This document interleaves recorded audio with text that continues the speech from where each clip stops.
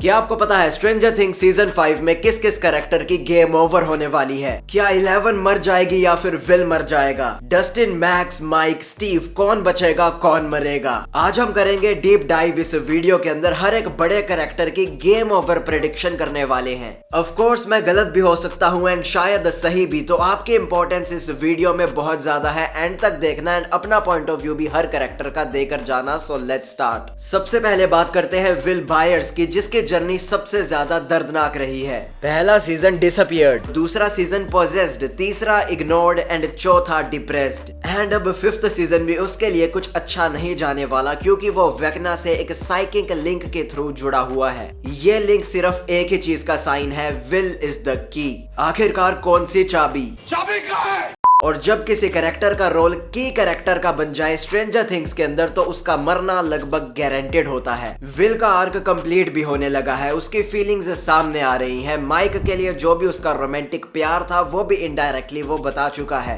And सबसे important point, उसके sacrifice का इम्पैक्ट लिटरली हर एक इंसान पर पड़ेगा, हर एक कैरेक्टर पर पड़ेगा। विल से ही सब कुछ शुरू हुआ था और विल का अंत ही इस शो का एक सिंबॉलिक एंड भी होगा। तो मेरी प्रेडिक्शन के हिसाब से विल का गेम होने वाला है 90%।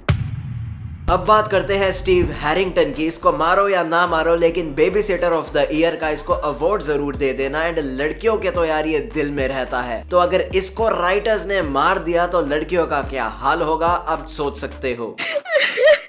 एंड मैं कहना चाहूंगा लड़कियों, रोने के लिए तैयार हो जाओ, क्योंकि स्टीव के मरने के चांसेस भी बहुत ज्यादा हाई हैं। स्टीव का क्योंकि जो कैरेक्टर लिखा गया है ना, उसके अंदर जो ट्रांजिशन राइटर्स ने दिखाई है वो बहुत ही ज्यादा जबरदस्त है। एंड इस कैरेक्टर को अब एक एपिक लेजेंड वाला एंड देना बहुत जरूरी होगा। पहले सीजन में जैसा वो सेल्फिश था, अब लास्ट सीजन आते आते वो लिटरली इन बच्चों की टोली का बेबी सिटर बन चुका है। ये होता है एक solid redemption arc. Plus Nancy की फीलिंग्स के लिए भी अब वो ओपन है। आइकॉनिक एंडिंग पता है कैसे हो सकती है इस कैरेक्टर की? हम सबको पता है नैन्सी के साथ एक कॉम्प्लेक्स रिलेशनशिप रहा था एंड अब नैन्सी जोनाथन के साथ है, लेकिन ये एक लव ट्रायंगल तो है यार। बट स्टीव शायद नैन्सी की खुशी के लिए, नैन्सी एंड जोनाथन के लिए अपने आप को सैक्रिफाइस कर देगा। जैसा एडी का मूवमेंट था वैसा ही हो सकता है स्टीव का भी। तो मेरी प्रेडिक्शन के अकॉर्डिंग गेम ओवर हो जाएगा स्टीव का 65%। अब बात करते हैं माइक व्हीलर की, जो मुझे सीजन 4 आते आते बहुत ज्यादा बोरिंग कैरेक्टर लगता है यार। एल के बॉयफ्रेंड के अलावा उसका स्टोरी के अंदर कोई आर्क मुझे इतना स्ट्रॉन्ग लगता ही नहीं। वो बहुत ज्यादा मेजर कैरेक्टर होना चाहिए था, लेकिन ऐसा बिल्कुल भी नहीं है। उसका खुद का आर्क लिटरली 0 है। ऑल्दो वो डेंजर के बीच में हमेशा खड़ा रहता है, लड़ने को भी हमेशा तैयार रहता है, अपने दोस्तों को बचाने के लिए भी रेडी रहता है, लेकिन उसको कुछ हार्म होगा? I don't think so. I mean season 4 इतना ज्यादा खतरनाक था, लेकिन माइक के अराउंड खतरा लिटरली 10% ही होगा यार। उसको बचा कर रखा हुआ था, क्यों? क्योंकि वो आई लव यू बोलना चाहता था 11 से, इतना ही उसका आर्क था। तो आई फील क्रिएटर्स माइक को तो नहीं मारेंगे, मारने से कुछ ज्यादा स्ट्रॉन्ग इम्पैक्ट पड़ेगा ही नहीं। गजब बेइज्जती है। अब पकड़ते हैं हम नैन्सी को, आई मीन उस कैरेक्टर की बात करते हैं। नैन्सी का आर्क मुझे अभी हाफ कंप्लीट लगता है। उसका पास्ट ट्रॉमा, बार्ब की डेथ एंड वेकना के साथ जो कनेक्शन है वो अभी भी ओपन लूप में है। एंड अगर स्टीव को कुछ भी होता है तो नैन्सी का गिल्ट, ग्रीफ एंड ट्रॉमा वाला आर्क फिर से शुरू हो जाएगा। ये राइटर्स के लिए परफेक्ट एक्सक्यूज साबित हो सकता है, उसको एक सर्वाइवर बनाने का, उसको एक ऐसी इमेज पोर्ट्रे कर दिखाने का कि कितना ज्यादा गिल्ट के साथ ये जी रही है। तो मेरी प्रेडिक्शन के अकॉर्डिंग नैन्सी जिंदा रहेगी मोस्ट प्रोबेबली, या फिर ये क्रिएटर्स गेम ऑफ थ्रोन्स जैसा कुछ कर देंगे, स्टीव एंड नैन्सी दोनों को एक साथ मार देंगे और जोनाथन अकेला रह जाएगा। Am I a joke to you? अब बात करते हैं एक ऐसे कैरेक्टर की जिसकी वजह से सीजन 4 का क्लाइमेक्स लिटरली पीक कर गया, मैक्स। वो मर चुकी थी, फ्लैटलाइन हो चुकी थी, लेकिन 11 ने कैसे तैसे कर उसको बचा तो लिया, लेकिन अब वो कोमा में है। मेंटली वो वैनिश हो चुकी है। अब डफल ब्रदर्स उसको जिंदा करने के बाद फिर से मार देंगे तो कुछ सेंस नहीं बनेगी, बहुत ज्यादा वीक सा प्लॉट लगेगा। मैक्स के साथ जो वो करेंगे ना क्रिएटर्स, आई फील वो बहुत ज्यादा डार्क कुछ करने वाले हैं। मे बी मिड सीजन के अंदर वो कोमा से जाग जाएगी, लेकिन फुली नॉर्मल नहीं होगी। आई फील मैक्स बहुत ज्यादा सफर करेगी, वेकना का लिटरली एक पपेट बनकर वो रह जाएगी, लेकिन यही होगा उसका एक ट्रांजिशन आर्क, कैसे वो अपने फियर को फेस करेगी एंड 11 की मदद करेगी। तो आई फील मैक्स सरवाइव तो जरूर करेगी, लेकिन जो उसका डैमेज होगा ना, वो परमानेंट स्कार उसके ऊपर छोड़ जाएगा।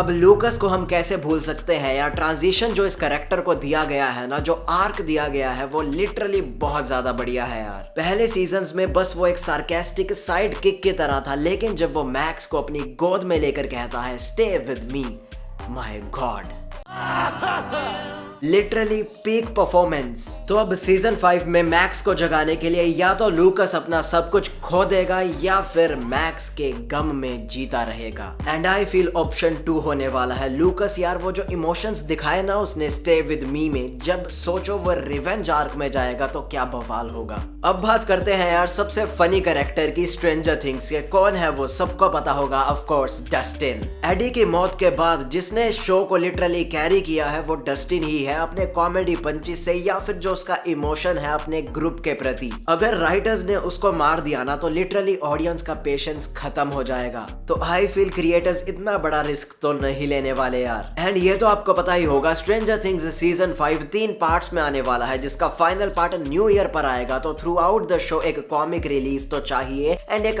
हार्ट भी चाहिए शो का, वो डस्टिन ही है। तो आई फील डस्टिन तो जिंदा बचने वाला है यार। अब बात करने वाले हैं हम होपर की। एंड आई फील क्रिएटर्स बहुत ज्यादा ब्रूटल जाने वाले हैं होपर की एंडिंग के साथ। होपर के डेथ से लिटरली क्रिएटर्स सबको इमोशनल कर देंगे। 11 ने जिसको पापा कहा बिना किसी ट्रॉमा के, तो वो होपर ही है। होपर एंड जॉयस का बिल्डअप इन्होंने 4 सीजन्स तक दिखाया, अब वो फाइनली साथ है। एंड अब जब ये रिश्ता टूटेगा तो सोच लो यार कितना खतरनाक इमोशनल भवंडर आने वाला है।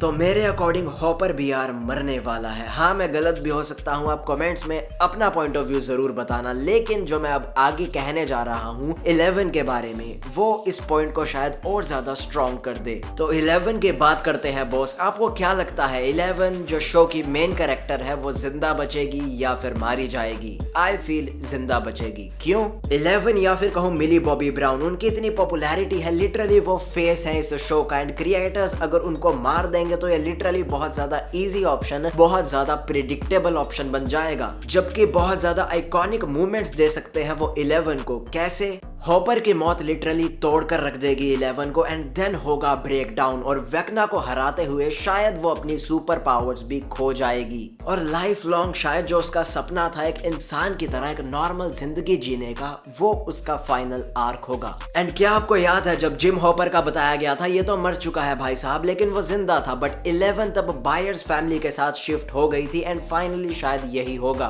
विल एंड हॉपर अगर दोनों मर गए तो जॉयस के लिए एक तरीके से जिंदगी खत्म सी ही हो जाएगी। तो 11 एंड जॉयस साथ में रहने लग जाएंगे एक फैमिली की तरह। तो हाँ मेरे अकॉर्डिंग जॉयस भी सरवाइव करने वाली है एंड इन दोनों का जो ट्रॉमा होगा जॉयस एंड 11 का, वो सिमिलर होगा और यही एक बॉन्डिंग बन जाएगा। You know nothing, Jon Snow.